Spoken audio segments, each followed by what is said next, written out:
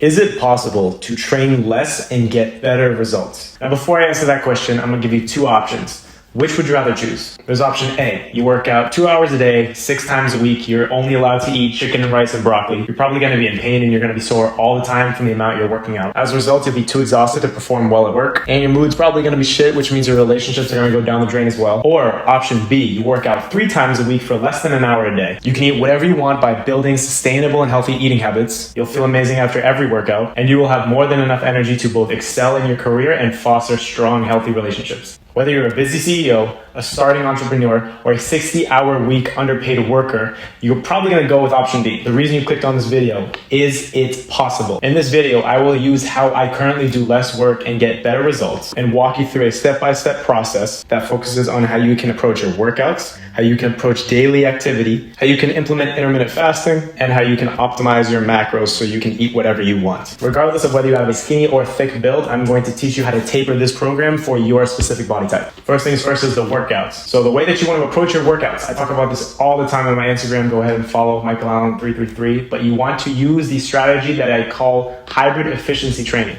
Hybrid, several different forms of discipline. Efficiency, get it done as quickly as possible while still being effective. Now, the way that this system works is that you take a bunch of different exercises that you may or may not have seen before. You structure them in a very specific way that improves the intensity of your workouts in a way that's manageable, but pushes your body, forces it to grow. Testosterone is a need-based hormone, which means the only way you're going to produce more of it is if your body feels like you need more of it. If you put yourself under extreme amounts of stress, physical stress, for example, what we're doing is hybrid efficiency training, then you're going to see that natural increase in testosterone. The bodily functions are going to improve. You're going to build muscle easier and you're going to shred fat easier. So pause the video, grab a pen and paper. This is what you should be doing. If you're working out 3 times a week, the first day should be a total upper. The second day should be a total lower. And the third day should be a total body. So total upper is you want 6 exercises. 2 exercises in the first superset, 2 exercises in the second superset, and then 2 exercises at the end for the burnout. The first 2 exercises you want to do, you want to have a pull movement and then a push movement. Make sure that they are heavy compound movements. Compound means you're using multiple muscle groups at once, and you want to make sure that you are lifting heavy. That means 5 to 8 rep range. What this does is it puts your body under a lot of stress, builds up a strong foundation, and because you have more energy at the beginning of your exercises, you're going to be able to have more of an output in these initial exercises and get more out of the workout. The second superset, again, a pull and a push movement. These are the supplemental movements. If there's a specific area you want to get bigger or stronger, this is the time to do it. You can aim for the 6 to 10 rep range for the superset. For the third superset, you want to have the burnout, which is essentially any vanity muscles,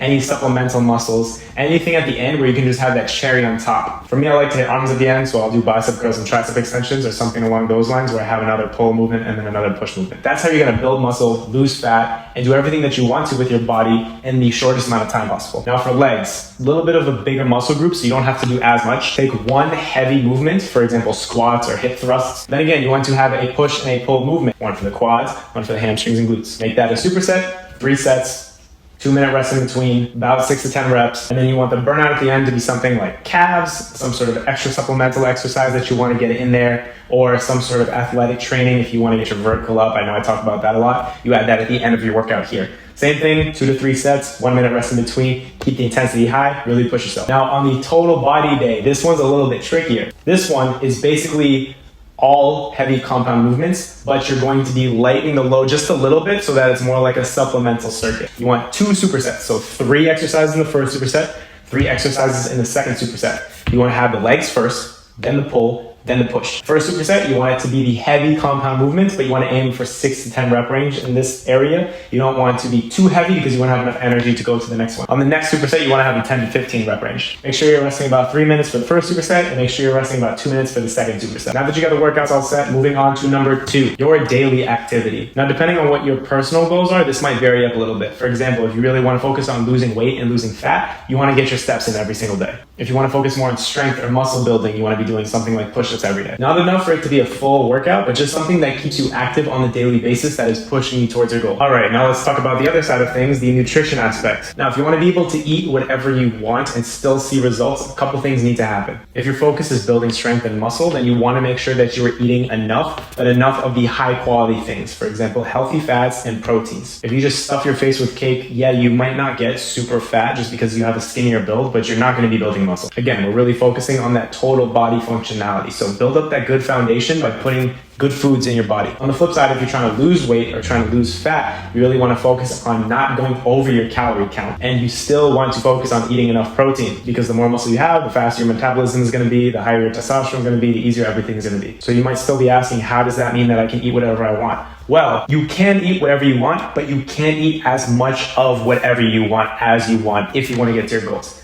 Let me break that down. You can have a piece of cake every single day and be fine. You cannot have a whole cake every single day and be fine. If you want to know exactly how many calories you should be eating, easy enough, search up online, calorie calculator, go through the prompt, go through the steps, and you'll see exactly how many calories you need to either build muscle or lose weight. As far as macros go, I use an app called MyFitnessPal. It's something that I use for myself. It's something I use for my clients. A safe general macro plan to go off of is 50-25-25. That's 50% carbs, 25% fat, 25% protein. That is highly dependent on exactly what your current body type is and where you want to be. Regardless of whether you're trying to lose weight or gain weight, you need to make sure you're doing it the right way, and you need to make sure you're eating enough of the good foods that you need. And that's all I have for you today. If it was helpful for you, make sure you like and subscribe. Go ahead and share this with someone else. If you want to apply for one-on-one coaching with me, then go ahead and click the link in the description below. Comment what type of video you want to see next. And as always, work hard, stay happy, stay healthy.